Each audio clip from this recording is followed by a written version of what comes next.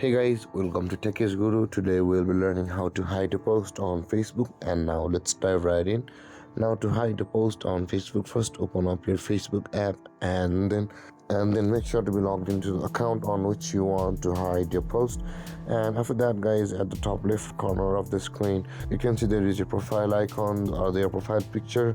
Just below the home icon, tap on that profile picture and then you'll be over here on the profile section of your account.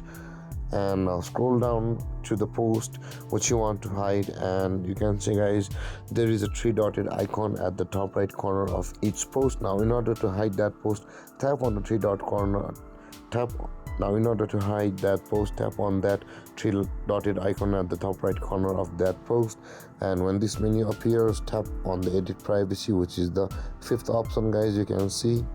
And over here guys, now in order to hide your post, simply tap on the only me option available at the bottom of the list, so it will be only be available to you and no one else will be able to see it on your profile.